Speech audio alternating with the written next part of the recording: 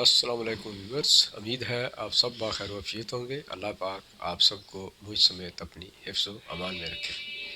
سامعین محترم، آج کا بھی لوگ جیسا کہ آپ کی نظروں سے 2 دن قبل ایک خبر گزری ہوگی کہ جناب عمران خان صاحب پی ایم پاکستان نے اپنے 10 وزراء کا انتخاب کیا اچھی کارکردگی کی بنا پر، اور انہیں اپریشیٹ کیا اور تعریفی اسناد بھی جاری کی۔ تو سب سے پہلے تو یہ جانتے ہیں کہ وہ خوش قسمت 10 کون تھے، پھر اس کے بعد دیگر ڈیٹیل کی طرف جاتے ہیں۔ تو ان خوش قسمتوں میں، یا میں تو خوش قسمت نہیں بولوں گا، ان کو خوش آمدی بولوں گا، پہلے نمبر پر جناب مراد سعید صاحب۔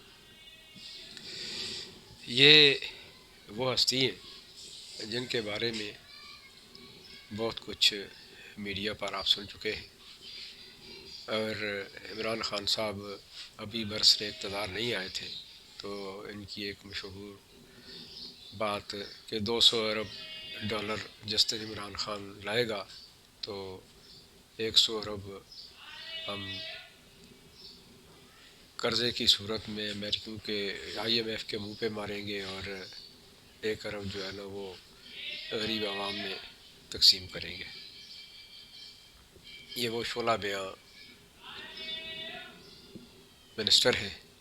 انہیں اگر پورٹ فولیو کے حساب سے دیکھیں تو فیڈرل منسٹر پوسٹل سروس کی ان کے پاس وزارت تھی، تو وہاں جو حال ہوا وہ آپ جانتے ہیں کہ ابھی بھی پوسٹل سروس کے لوگ جو ہیں وہ ان کے خلاف سراپا احتجاج ہیں، لیکن موصوف کو پہلا نمبر دے دیا گیا۔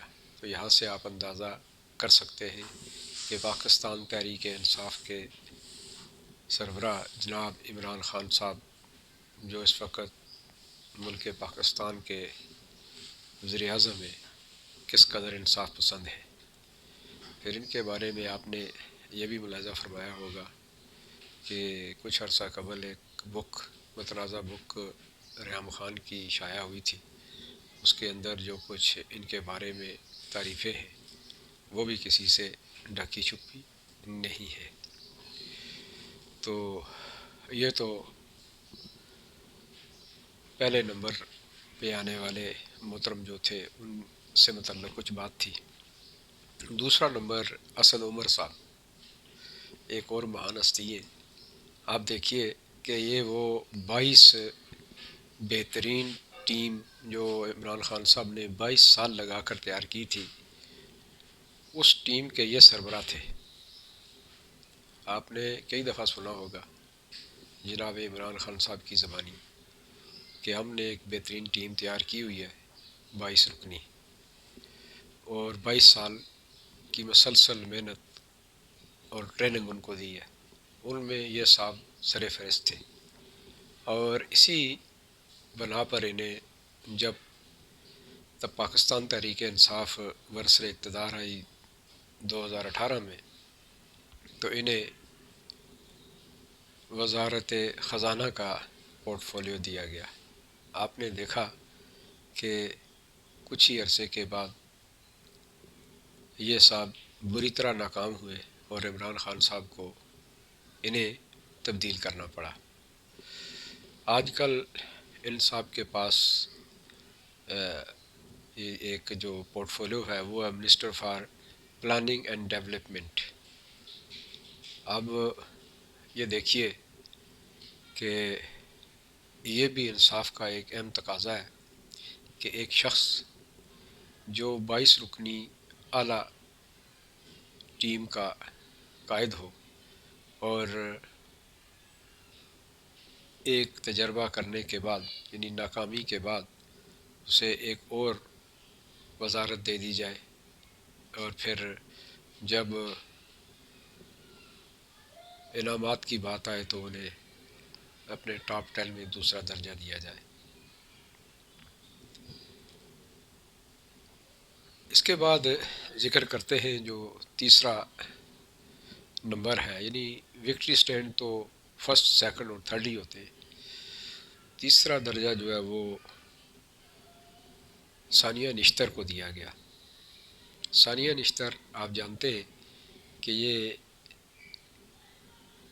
امپورٹڈ ہیں، اور اگر آپ کو یاد ہو ڈیجیٹل پاکستان نام کی ایک اصطلاح عمران خان صاحب نے یوز کی تھی، نیا پاکستان کے بعد کی ڈیجیٹل پاکستان، تو ان محترموں کو وہ ڈیجیٹل پاکستان بنانے کی ذمہ داری سونپی گئی تھی۔ آج اور میں دیکھ سکتے ہیں کہ پاکستان نے کتنی ترقی کی ہے، اور ڈیجیٹل لائن میں پاکستان اس وقت کہاں کھڑا ہے۔ ان کو تیسرا درجہ دیا گیا۔ یہ محترمہ جو ہے اس وقت ایس اے پی ایم ہے، سوشل پروٹیکشن اور بے نظیر انکم سپورٹ پروگرام کی ہیڈ ہے۔ اب دیکھیے کہ لایا گیا ان کو کس کام کے لیے، اور انہیں آج پورٹ فولیو کیا دے دیا گیا۔ پھر چلتے ہیں جی شفقت محمود صاحب، جو ہمارے ایجوکیشن منسٹر ہیں۔ بدقسمتی سے جب سے یہ آئے تھوڑے عرصے کے بعد ہی کرونا آ گیا، اور کرونا نے پورے ایجوکیشن سسٹم کو ناکام کر دیا۔ جس طریقے سے یہ سسٹم چلایا گیا وہ آپ اچھی طرح جانتے ہیں، اور اس وقت جو اسٹوڈنٹس کی پوزیشن ہے وہ بھی آپ کے سامنے ہے، اس کے اوپر بات کرنا ہی فضول ہے۔ نیکسٹ آتے ہیں جی، بلکہ آتی ہیں معذرت کے ساتھ، شیریں مزاری صاحبہ۔ شیریں مزاری صاحبہ اگر آپ کو یاد ہو تو یہ ایک وقت میں اینگری گروپ کی ہیڈ تھی، ٹی وی پر رونا دھونا آپ نے ان کا سنا ہوگا۔ پھر وہ خلافت عمران خان صاحب کے کام آ گئی، تو ان محترموں کو minister for human rights of Pakistan بنا دیا گیا۔ اللہ بہتر جانتا ہے کہ اس ضمن میں ان کی کیا کارکردگی رہی، اور ہیومن رائٹس جو اس وقت پاکستان میں پامالی ہو رہی ہے آپ کے سامنے ہے۔ اگر میں گننا شروع کر دوں تو ایک بہت لمبی فہرست ہے۔ آپ دیکھیے کہ ثانیہ سائیوال جیسے معاملات، اس کے علاوہ بے شمار ایسے کیسز، تو اللہ بہتر جانتا ہے کہ یہ کہاں کارکردگی اپنی دکھاتی رہی ہے۔ بہرحال 5واں نمبر یہ بھی لے گئی، اور 6 نمبر پر مشہور و معروف منسٹر، خوبصورت منسٹر جناب خسرو بختیار صاحب آتے ہیں۔ یہ صاحب اس وقت ان کے پاس جو پورٹ فولیو ہے وہ ہے federal minister for economic affair. یہ national food security and research کے بھی ہیڈ ہے۔ آپ یہ دیکھیے کہ ان صاحب سے متعلق چینی اسکینڈل ایک کیس اٹھا تھا، جس میں عمران خان صاحب نے خود ہی انکوائری کروائی تھی، ان کے بھائی کا نام آیا تھا، اور آٹا اور شوگر کا جو کیس تھا، آپ نے دیکھا کہ آج تک اس کا کوئی فیصلہ کہیں بھی نہیں ہے، اور ان صاحب کو جو کچھ نوازا گیا وہ بھی آپ سمجھتے ہیں۔ پھر اس کے بعد آتے ہیں عبدالرزاق داؤد صاحب، یہ 7ویں نمبر پہ ہیں جی۔ عبدالرزاق داؤد صاحب یہ انڈسٹریسٹ ہیں، اچھے چیزوں کو سمجھتے ہیں، اور یہ صاحب جو ہیں یہ ایڈوائزر ہیں پرائم منسٹر صاحب کے کامرس اور انویسٹمنٹ کے۔ اگر یہی حال ہے اس وقت ہماری معیشت کا کہ ہم سب سے پیچھے ہیں، تو ان صاحب کی کارکردگی کافی اوپر ہے، وہ آپ سمجھ رہے ہیں کہ کیسے گئی اور وہ کون سا پیمانہ ہے۔ اصل میں ہم اس پیمانے کی تلاش میں ہیں جو عمران خان صاحب کے پاس ہے، اور جہاں وہ اس طریقے سے لوگوں کی ایفیشنسی کو ماپتے ہیں۔ اس کے بعد آتے ہیں جی معید یوسف صاحب۔ معید یوسف صاحب، یہ صاحب ان کے بارے میں خبریں گردش کر رہی ہیں کہ انہوں نے اپنے اثاثے بھی ابھی تک نہیں ڈکلیئر کیے، اور یہ نیشنل سیکیورٹی ایڈوائزر ہے پاکستان میں ہمارے، یہ جو کیا کہتے ہیں اس کو، عمران خان صاحب کے بڑے علامہ ٹائپ آدمی ہیں۔ اس کے بعد آتے ہیں جی شیخ رشید صاحب 9ویں نمبر پر۔ شیخ رشید صاحب نام ہی کافی ہے۔ یہ صاحب اس سے پہلے ریلوے کے وزیر رہے، اور پے در پے ایکسیڈنٹ ہوتے رہے، لوگوں کی قیمتی جانوں کا ضیاع ہوا اور یہ بری طرح ناکام ہوئے۔ تو ان صاحب کو پھر انٹیریئر منسٹری مل گئی، اور آپ دیکھتے ہیں کہ نہ صرف انٹیریئر منسٹر بنے، ایک اور ان کو انعام دیا گیا کہ ان کو ٹاپ 10 میں شامل کیا گیا، اور 9 نمبر ٹاپ 10 میں ان کا آ گیا۔ پھر جی آتے ہیں سید فخر امام، یہ بہت پرانے سیاستدان ہیں جناب شیخ رشید صاحب کی طرح، اور بہت ساری پارٹیاں گھوم پھر کے پی ٹی آئی میں آئے، دھل کے ابھی دھلے ہیں یہ۔ تو یہ صاحب جو ہے یہ فیڈرل منسٹر نیشنل فوڈ، یہ بھی ٹاپ 10 میں اپنی جگہ بنا پائے۔ یہ تو ٹاپ 10 تھے۔ اچھا، اس کی وجوہات کیا ہے اور کیا وجوہات ہیں اس کی، اور کیوں جناب عمران خان صاحب نے سوچا کہ کیوں نہ یہ سلسلہ شروع کیا جائے کہ لوگوں کو اچھی پرفارمنس کے اوپر ان کو ایوارڈ دیے جائے، ان کو نامینیٹ کیا جائے اور ان کی درجہ بندی کی جائے۔ تو سامعین محترم، بذات خود یہ ایک بہت بڑا سوال ہے کہ عمران خان صاحب بذات خود بحیثیت پرائم منسٹر اس پاکستان میں اس وقت ناکام ترین پرائم منسٹر ہیں۔ ان کے دور میں اگر اعداد و شمار کسی بھی طرح کے اٹھا کے دیکھیں تو وہ حوصلہ مند نہیں ہے۔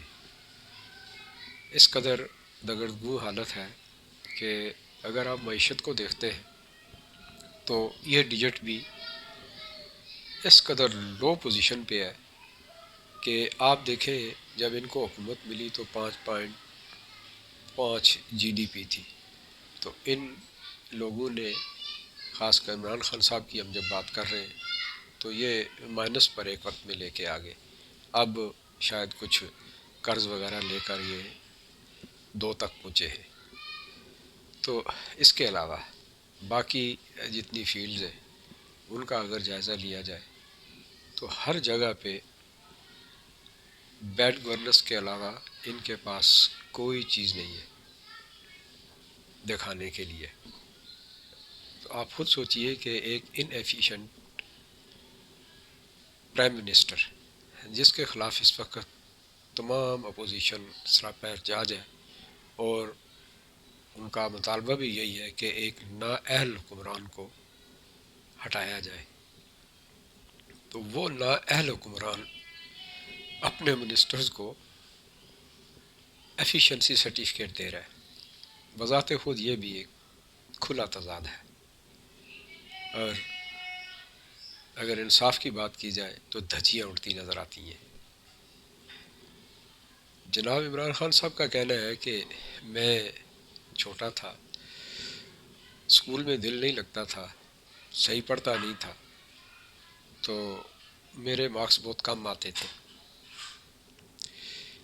عمران خان صاحب یہ بھی کہتے ہیں کہ میری والدہ محترمہ واقعوں سے میرے مارکس چھپا لیتی تھی اور میں یوں چلتا رہا۔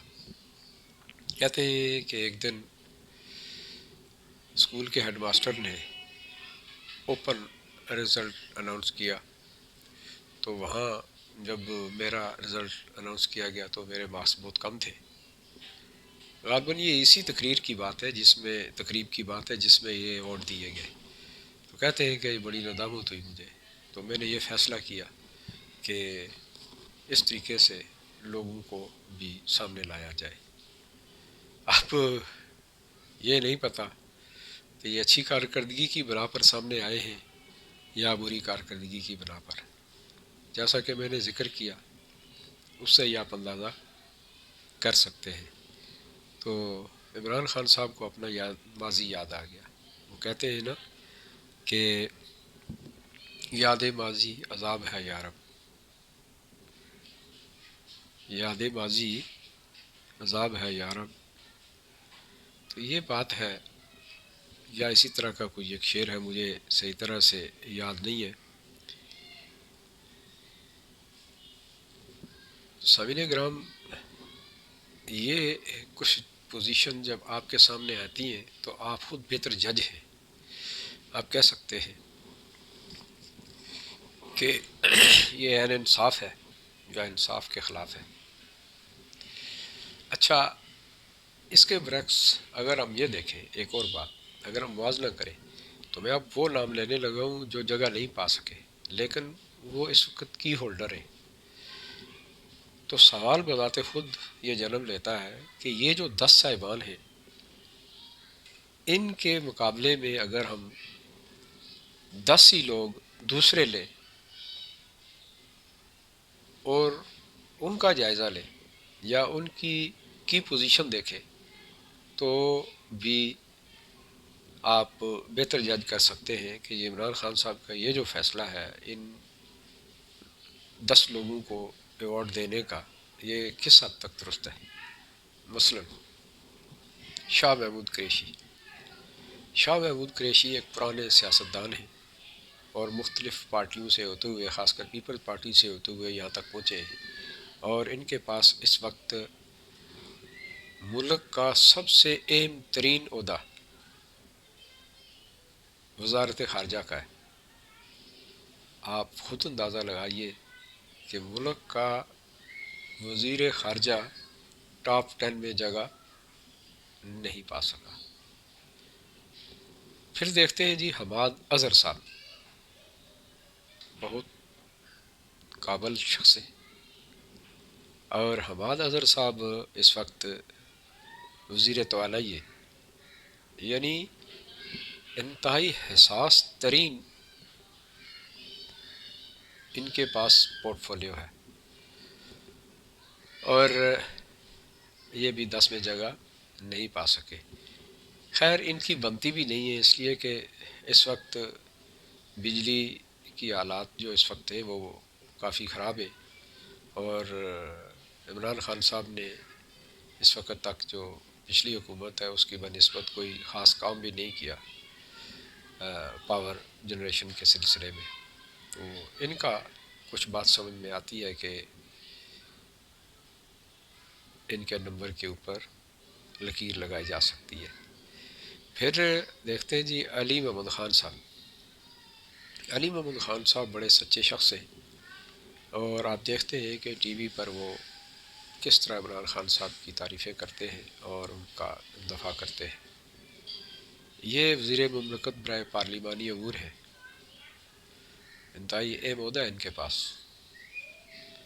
اس کا مطلب یہ ہوا کہ اس ملک میں وزیر مملکت برائے پارلیمانی امور جو ہے وہ کام ہی نہیں کرتا، پارلیمانی امور چل ہی نہیں رہے. تو سوچئے کہ جس ملک، جمہوری ملک میں پارلیمانی امور بالکل ڈس ایبل ہے تو وہ حکومت کیسے چلتی ہوگی. یہ بڑا خاص پوائنٹ ہے. پھر جی آگے دیکھتے ہیں شوکت ترین صاحب. یہ موصوف جو ہے جناب ہمارے جنرل صاحب مشرف صاحب کے دور کے، اس وقت بھی ان کے پاس خزانے کی ہی وزارت تھی. اور پھر آپ یہ دیکھیں کہ جب یہ پی ٹی آئی برسر اقتدار آئی ہے تو یہ اسد عمر صاحب جنہیں ابھی سیکنڈ پوزیشن ملی ہے ان کو ریجیکٹ کر دیا گیا تھا. ان کی جگہ پھر حفیظ شیخ صاحب آئے. حفیظ شیخ صاحب بھی کارکردگی نہیں دکھا سکے. اس کے بعد شوکت ترین صاحب آئے اور شوکت ترین صاحب بھی ٹاپ 10 میں جگہ نہیں بنا سکے. سوچئے کہ کیا وجہ ہے کہ جس شخص کو دو انتہائی قابل اشخاص، کامیاب وزیر خزانہ، ایک پی ٹی آئی کے 22 سالہ ٹرینڈ اور دوسرے پیپلز پارٹی کے تربیت یافتہ، ان کو ہٹا کر ان کو لگایا گیا تو یہ بھی ٹاپ 10 میں اپنی جگہ نہیں پا سکے. تو اس کا مطلب یہ ہوا کہ ملک کہاں جا رہا ہے. یہ بذات خود